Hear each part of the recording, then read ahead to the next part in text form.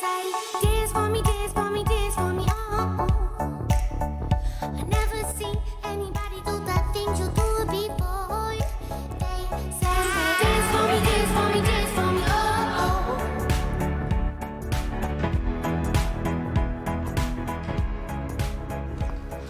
Bon matin sur France 3 Bretagne, bienvenue dans Vous êtes formidable. Portrait ce matin d'un journaliste, chroniqueur judiciaire au Télégramme, devenu aussi écrivain. Dimitri Rouchon-Bory a réalisé une entrée fracassante dans le monde littéraire avec son premier roman, Le démon de la colline aux loups, un roman bouleversant qui ne laisse pas indemne, croyez-moi. Nous sommes ravis de vous accueillir sur notre plateau ce matin. 10 ans que vous appantez les bancs des tribunaux. À ce titre, vous avez choisi d'être entouré ce matin par Stéphane Cantero, avocat général devant les cours d'assises de Rennes. On va aussi découvrir ce qui vous permet de vous évader avec Sylvain Boutet, votre ami réalisateur. Bonjour à tous les trois. Alors Dimitri Rouchon-Bory, j'ai envie de vous demander comment ça va ? Parce que vous avez raflé plus de 10 prix littéraires, prix Louis Guillou 2021, prix des Inrocks 2021, finaliste du concours du premier roman, ce n'est pas rien. Comment on vit cette nouvelle notoriété ? Ça va, c'est pas si simple que ça parce que moi j'avais envie d'abandonner un peu le démon de la colline aux loups pour commencer à écrire autre chose et le livre est toujours là et en fait plus ça va, plus il prend quelque chose d'un peu impressionnant pour moi, mais donc du coup c'est difficile de se détacher de ce livre pour aborder la suite. C'est plutôt ça l'état du moment. Et le fait que vous soyez journaliste, ça change aussi les choses, la perception de cette un petit peu. Vous voulez dire le rapport des gens vis-à-vis de... Oui, ça peut. C'est vrai que ça m'arrive d'arriver sur un événement un peu anodin, comme une cérémonie militaire, pour aller faire une photo et on me dit « Ah, c'est vous qui avez écrit un livre ouais. ». Bon, c'est un peu déstabilisant, en fait, au départ. Alors, ce roman, Le démon de la colline aux loups, raconte l'histoire de Duke. Je vais pas essayer de déflorer l'histoire, mais on sait qu'il est emprisonné pour meurtre, violé par son père. Duke déroule un peu le fil tragique de sa vie. Ce sont 300 pages que moi j'ai lues en tout cas en apnée totale. C'est bouleversant, dérangeant, très sombre. Pour celles et ceux qui découvrent votre livre ce matin, qu'est-ce que vous avez envie de leur partager ? Le fait peut-être que c'est vrai que c'est une expérience de lecture qui tient sur une langue un peu particulière. Et cette langue, elle permet d'aller au plus proche des pensées de quelqu'un qui est un adulte, mais qui reste un peu un enfant. Et pour moi, c'est un petit peu comme un enfant là, qui se promènerait sur un champ de bataille. Et il n'a pas grand-chose pour essayer de survivre, pour se protéger. Et ce qu'il a, finalement, c'est l'envie de comprendre, l'envie de donner du sens. Et l'envie de sauver un peu sa peau, parce qu'il sait qu'il va mourir. Voilà. Sylvain Boutet, j'imagine que vous avez lu ce livre.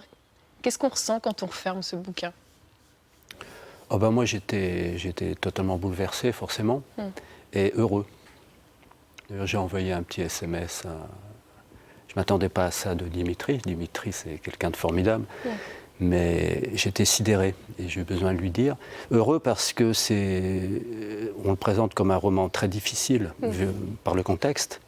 Mais c'est avant tout, pour moi, une histoire d'humanité folle.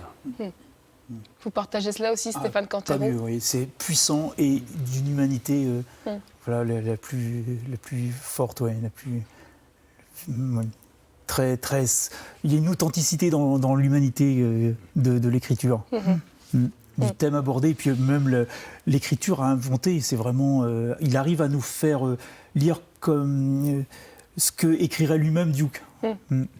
Parce que vous, en tant qu'avocat général, j'imagine que vous êtes confronté à des histoires horribles. Et le fait de lire cette histoire de Dimitri, qu'est-ce que ça a bousculé chez l'avocat général qui finalement a peut-être l'habitude de ces horreurs ? Justement, Dimitri a eu cette force de découvrir derrière l'horreur de fait, il y a toujours l'humanité en fait. Les gens réagissent avec leur fragilité, leurs moyens parfois. Parfois, ça les pousse à des extrémités terribles, mais on reste dans l'humanité. Et c'est ce qui ressort, à mon avis, de ce livre. Et ce roman, vous l'avez écrit en 3 semaines.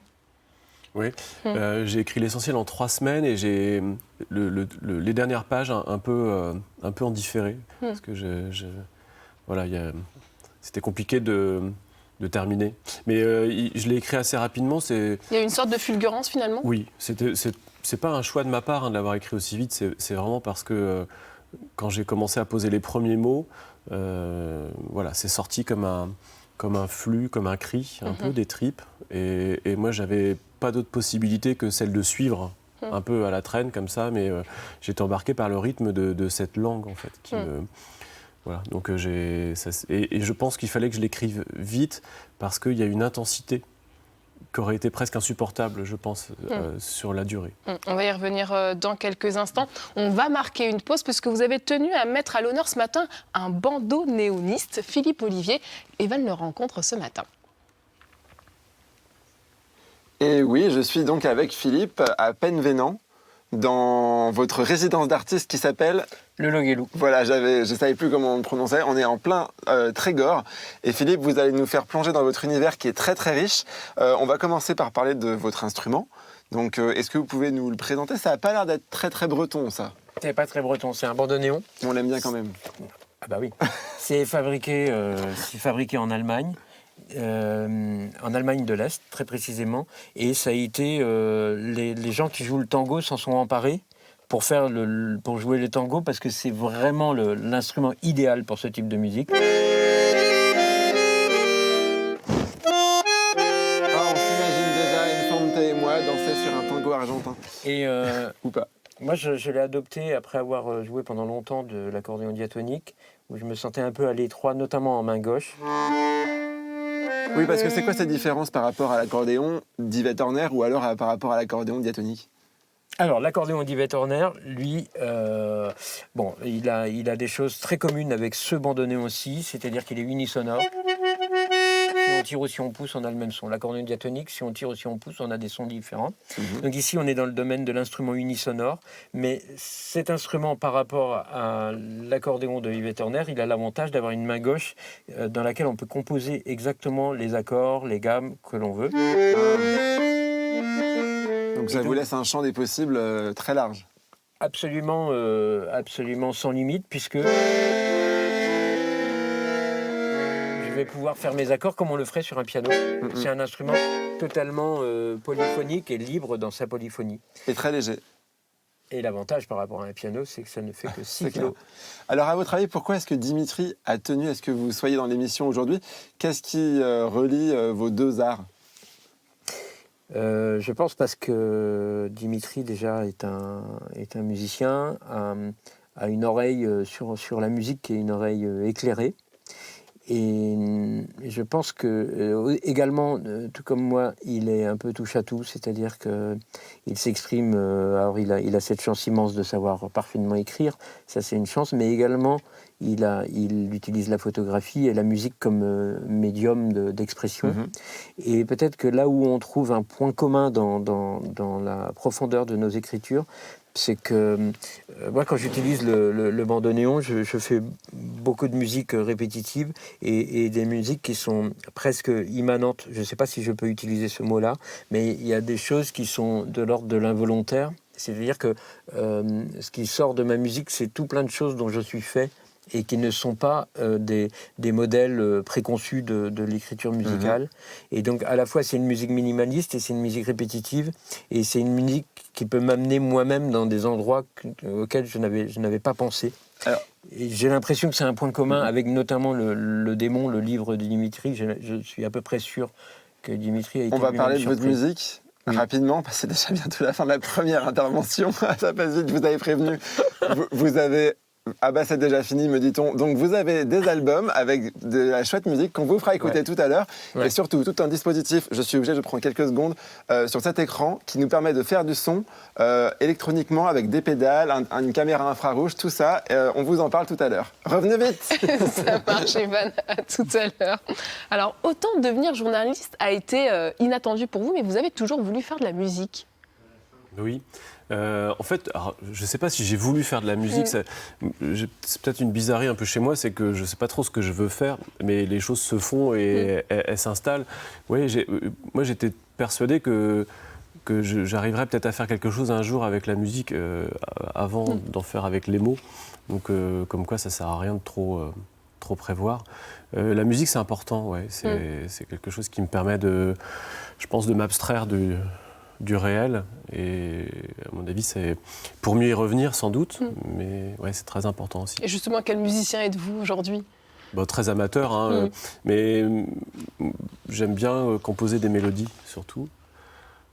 Pour ça, souvent, je m'aide un peu d'une guitare, mais je fais de la musique avec un ami très cher qui n'est pas là, mais qui s'appelle Louis Solaire, qui est un très grand musicien. Mais j'aime beaucoup la mélodie, j'aime bien aller chercher peut-être un peu de la douceur aussi à travers la musique. Et c'est quelque chose qui m'apaise et j'ai l'impression que ça permet d'équilibrer toutes ces petites choses d'un monde un peu compliqué où il y a à la fois beaucoup de failles et de béances et de douleurs. Et donc il faut autour des choses qui m'amènent ailleurs pour que ça puisse tenir. Justement, on va revenir à ce monde-là, votre casquette de chroniqueur judiciaire. Je le disais en introduction, ça fait 10 ans que vous arpentez les tribunaux. On se souvient forcément de sa première affaire ? Oui, oui, vraiment, c'est impossible de pas... c'est comme une image... en fait, ce qui est étonnant, c'est qu'on se souvient presque de tout. En réalité, il suffit de pas grand-chose. Tous les procès d'assises, on se souvient des visages, des tenues des gens. On se souvient du temps qu'ils faisaient, on se souvient de ces choses-là parce que c'est des moments qui travaillent la mémoire, qui viennent brûler un peu la mémoire d'une façon très forte. Il y a trop de densité d'émotions, de faits, de choses à... Donc voilà, on se souvient vraiment de tout. Stéphane Cantero, j'imagine que peu de gens qui nous regardent ont souvent affaire à la justice. En tant qu'avocat, vos casquettes sont multiples. Elle ressemble à quoi une vie d'avocat général devant une cour d'assises ? Moi, je sillonne de la Bretagne judiciaire, donc c'est la Bretagne unifiée. Les 5 cours d'assises pour, en général, aller représenter les intérêts de la société devant les cours d'assises lorsqu'une affaire d'appel se présente. Et c'est dans ce cadre-là qu'on s'est rencontrés. Et c'est vrai, tout à fait, chaque affaire nous marque. On a toujours l'impression, à un moment, surtout pour les dossiers un peu longs, de sortir un peu de notre vie et de rentrer dans une autre vie, une autre histoire, même avoir le sentiment parfois de faire partie un peu des familles qui sont en cause. Et puis, une fois que c'est fini, il y a un petit temps avant de retrouver sa propre vie. Ça nous marque pas. Et est-ce qu'il y a quand même des affaires qui ébranlent plus que d'autres ? Et pourquoi, en général ? En fait, c'est pas la même façon de venir un peu vous émouvoir, vous toucher, parce qu'il y a des affaires qui ont l'air de rien sur le papier. Je me souviens d'une affaire d'agriculteurs qui s'étaient tapés dessus et il y en a un qui était mort et en fait c'était extrêmement ça. Il y avait derrière toute la difficulté de la vie dans les campagnes, de tenir des exploitations, du stress, etc.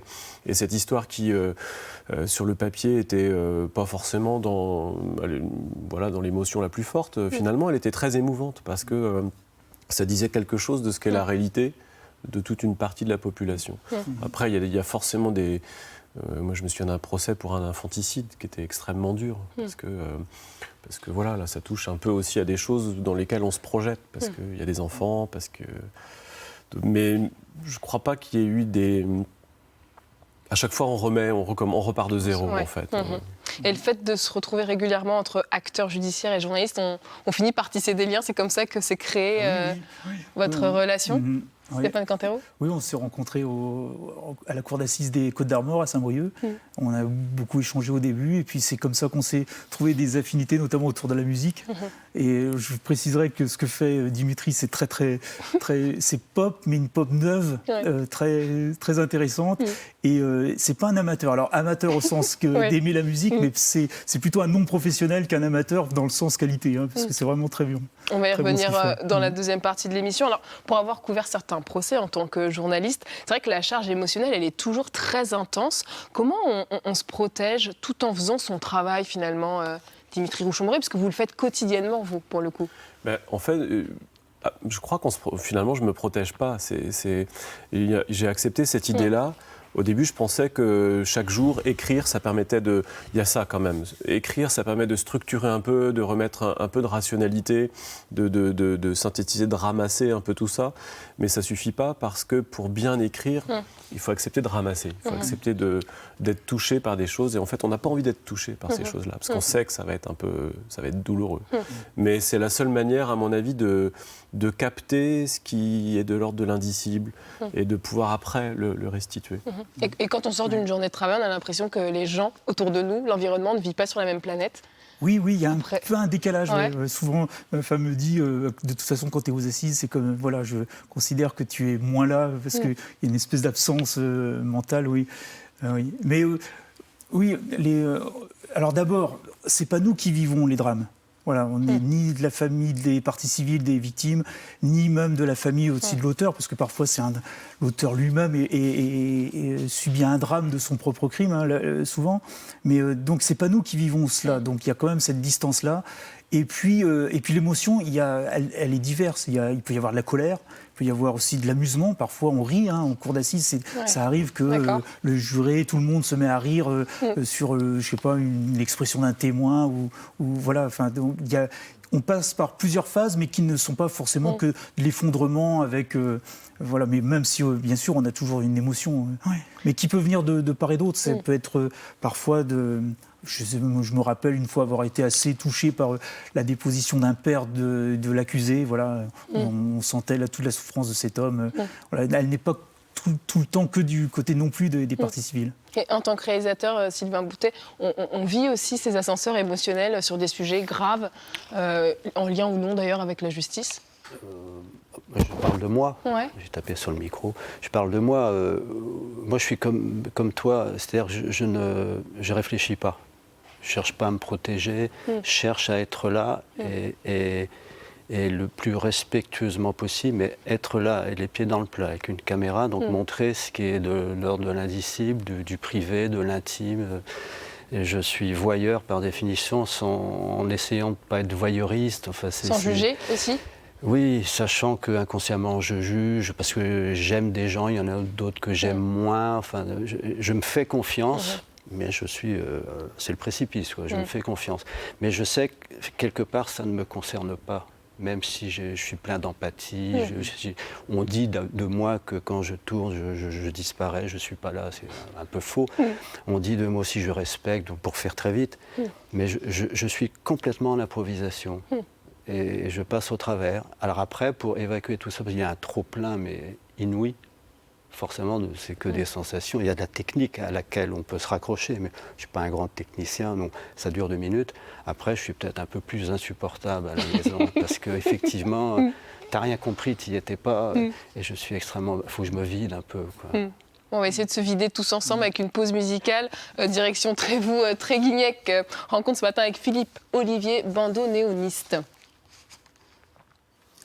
Alors, montez le son de votre télé parce que Philippe va faire déménager tout ça.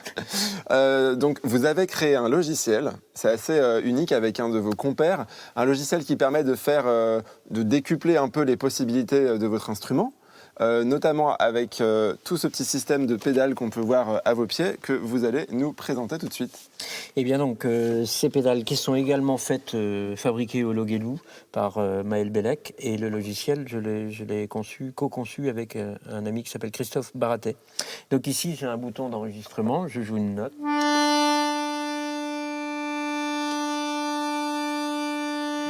Jusque-là, ok.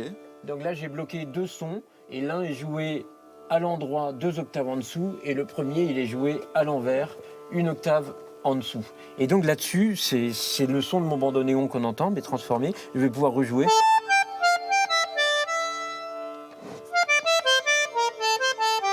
Ça donne une dimension un peu spatiale. Tout à fait. Et ben, ça rajoute, c'est une continuité de l'instrument, mais par lui-même, c'est lui-même qui est augmenté en quelque sorte. Alors, quand vous faites vos spectacles, parce qu'on n'a pas eu le temps de le dire tout à l'heure, mais vous faites des spectacles, vous avez des albums, vous jouez notamment avec ce système, et aussi avec cette caméra infrarouge. Alors là, tenez-vous bien, on monte d'un cran. Alors, ici, je bloque un son dans cette partie du logiciel qui s'appelle granulataire, et ça fait de la synthèse granulaire. Donc, je bloque un son lambda. Là, j'ai enregistré 4 notes de bandoneon. Et D'accord. maintenant, je vais passer la main.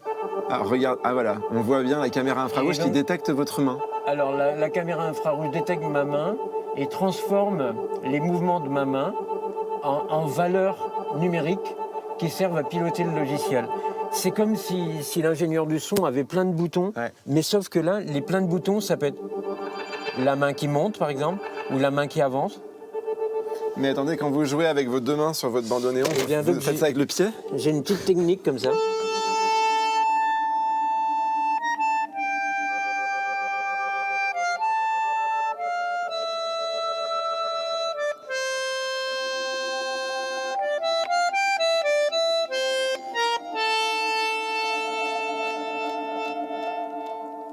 C'est génial. Comment est-ce qu'on appelle ce genre de musique? Ça a un nom? C'est une musique, ce serait une musique mixte, c'est-à-dire que c'est une musique à la fois acoustique et électroacoustique, ou électronique et acoustique, donc électroacoustique. Ce que C'est j'aime, de la c'est- musique Ce électroacoustique. que j'aime, c'est quand on parle, il y a un effet de réverb, on se croirait au Stade de France.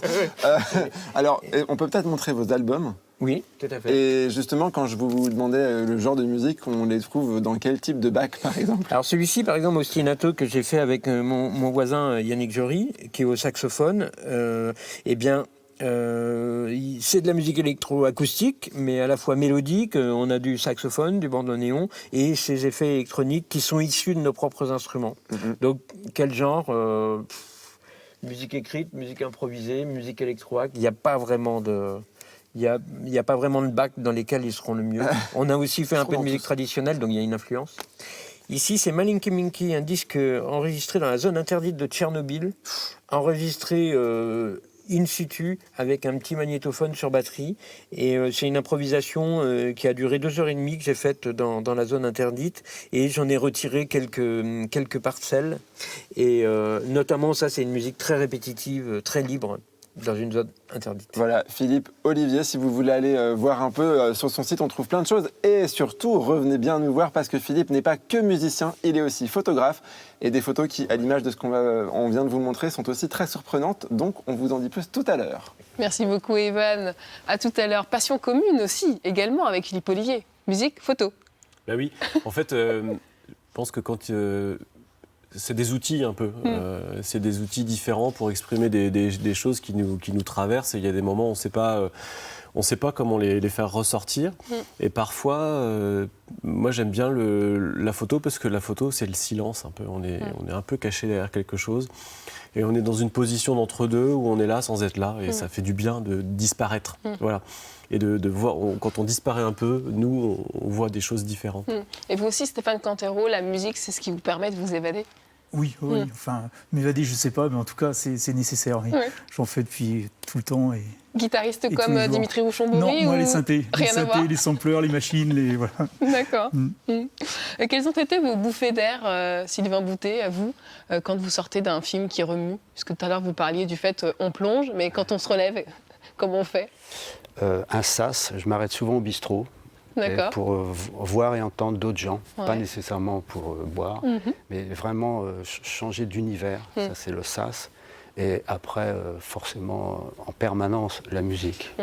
C'est quasiment obsessionnel. Je joue très mal du diatonique, donc il n'y a que moi que ça concerne, là, heureusement, mais j'en écoute énormément. Et ce que m'a fait entendre, je voudrais revenir sur ce que tu as dit tout à l'heure, si je peux, ce que m'a fait entendre récemment Dimitri, c'est bouleversant. Quand il parle de mélodie, ça fait un peu cucu, je fais des mélodies, j'ai une guitare. Ouais. Pour faire très vite, c'est du Radiohead, c'est Tom D'accord. York, ça ressemble, enfin pour moi, hein. C'est très puissant. Et je voulais faire une remarque sur le fait qu'on est marqué par les procès, par des moments très intenses. On l'est tous, je ne vais pas raconter, moi, ce qui est terriblement intéressant chez Dimitri pour moi, c'est qu'il a une acuité pour saisir les choses, pas nécessairement sur un procès. Vous ne faites pas 10 mètres dans la rue à Saint-Brieuc, par exemple, là où il travaille, sans qu'il soit arrêté par quelqu'un. Tout le monde le connaît, il connaît tout le monde. Ouais. Mais il a 1 milliard d'anecdotes tout en restant pudique, il ne veut pas raconter tout sur tout. sur tout le monde. Il a 1 milliard d'années, il saisit tout, il est visuel, il est cérébral. Ouais. Monsieur a fait des études aussi, il est pudique. On s'était rencontrés, il m'avait interviewé, parce que moi je suis un peu le local, Papolet, qui fait des trucs. Justement, vous vous êtes rencontrés tous les deux sur le terrain, parce qu'à l'époque, vous veniez Sur une interview. l'interviewer pour un film, Un homme à la mer, c'est Ouais. ça? Oui, bah, Et ouais. qu'est-ce qui vous a marqué chez Sylvain? Parce qu'après tant de compliments, on se demande qu'est-ce qui a Oui, matché entre c'est vous? un peu gênant. Non, on s'est rencontrés. Non, c'était.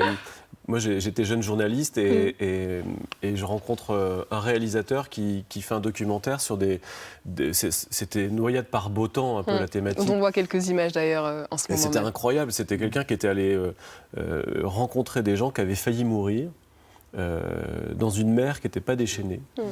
Et il y avait à la fois une sorte justement de capacité à repérer des choses dans le réel qui n'étaient pas vraiment réelles.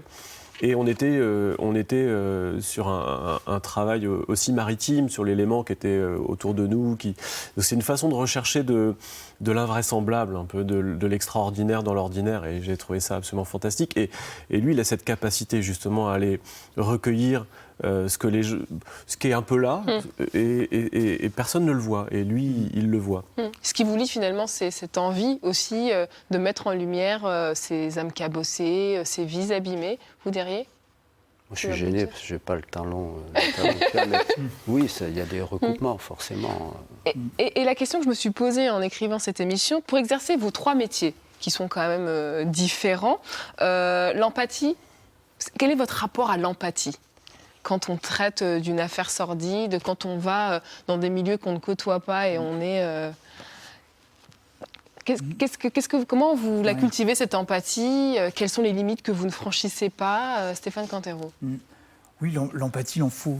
La capacité de se mettre à la place. Déjà, pour comprendre comment on peut en arriver là. Et il faut être capable de se mettre à la place, et même sans accepter. On n'est pas, on ne va pas l'accepter, ni excuser, mais essayer de comprendre.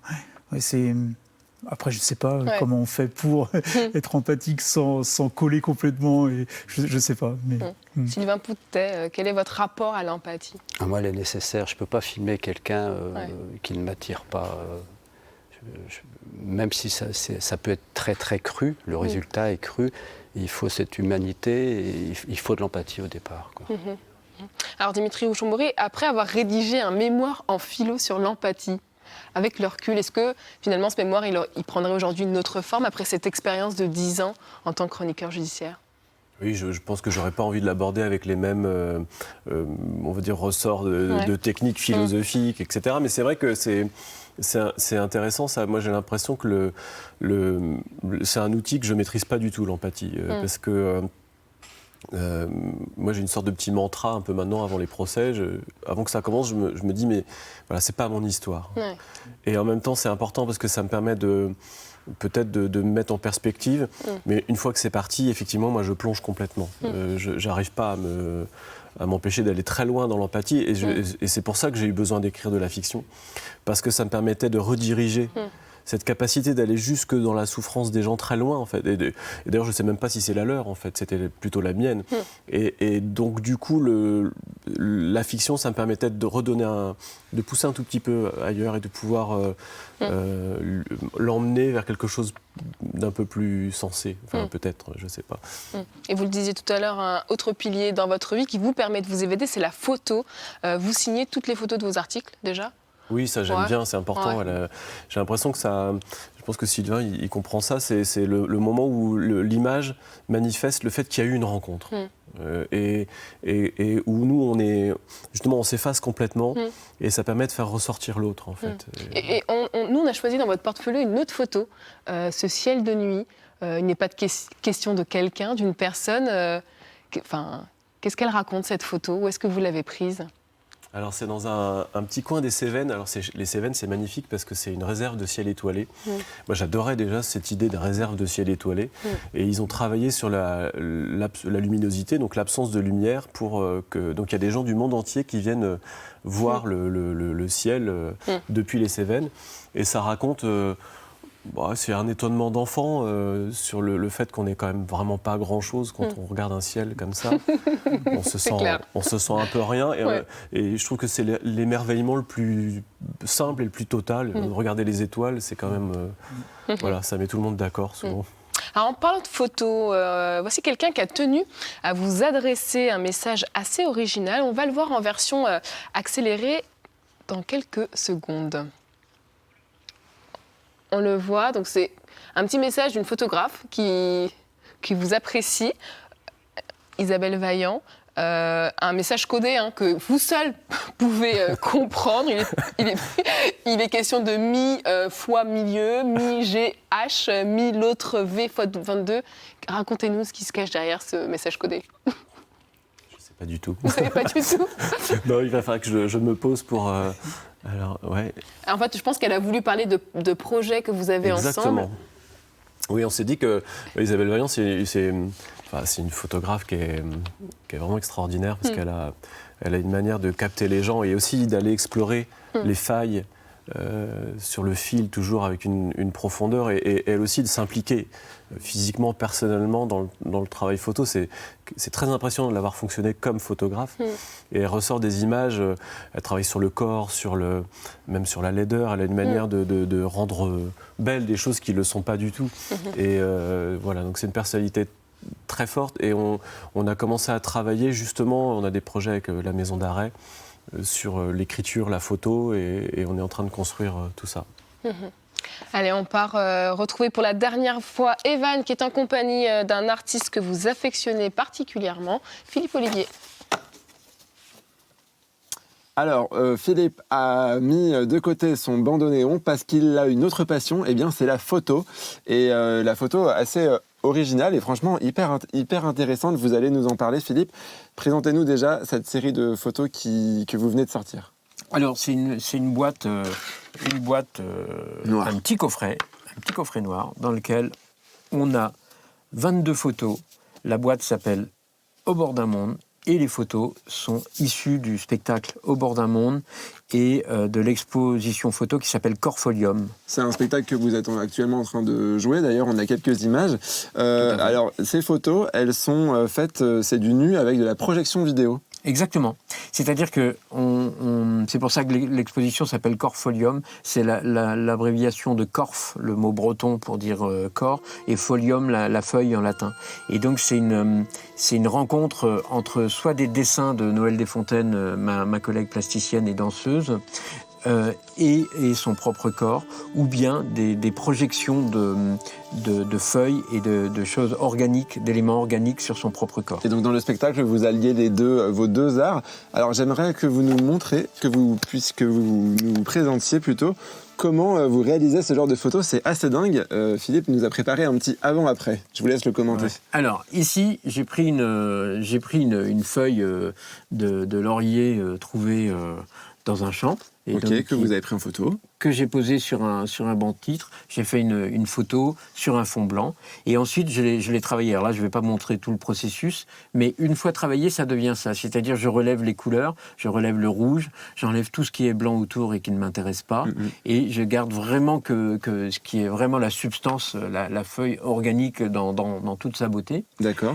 Ensuite, Noël Desfontaines, ma collègue, se dispose sur une moquette dans une boîte noire. Derrière, on a des tissus noirs qui sont très absorbants. Et la seule lumière projetée, c'est la lumière d'un vidéoprojecteur très précis. Mais ça ressort hyper bien.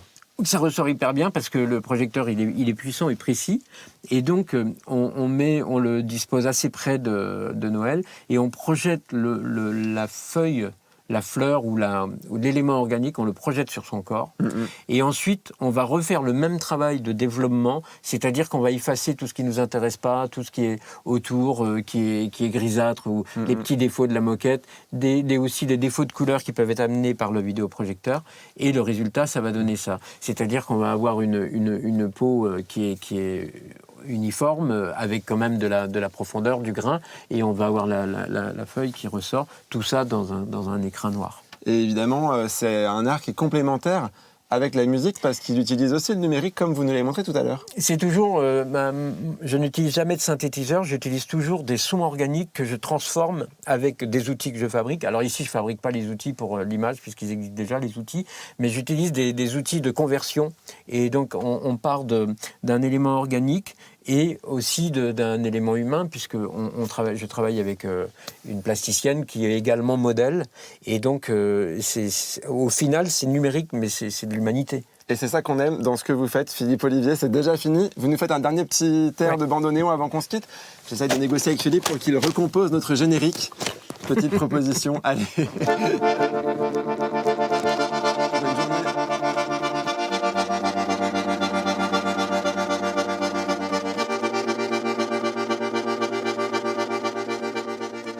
Merci beaucoup Evan, merci Dimitri Rouchon-Bourré pour cette belle découverte. Je crois que vous connaissez tous les deux très bien Philippe Olivier. Je ne le connais pas très bien, Ouais. mais je le connais parce que c'est un musicien assez exceptionnel qui joue avec des gens que je connais un peu plus. D'accord. Qu'est-ce qui vous impressionne chez Philippe Olivier finalement ? C'est quelqu'un qui a un univers qui est très fort et il est pleinement dedans.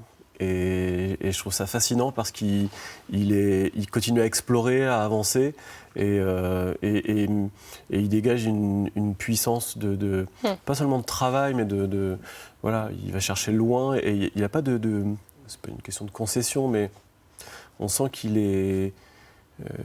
il sait donner la place à tout un tas de choses et c'est pas juste effectivement de la technique. Quand on le voit comme ça, dans sa musique il y a une émotion qui est extrêmement forte et peut-être parfois par le jeu effectivement de la musique un peu répétitive mais pas seulement. Il a une manière de jouer sur le bandoneon, c'est un instrument qui par moments respire et voilà, il est capable d'aller aussi dans un apaisement, dans une douceur très forte.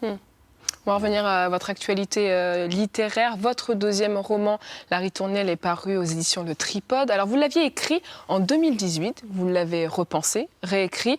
Après un tel succès de votre premier roman, est-ce qu'on a la pression sur ce deuxième ?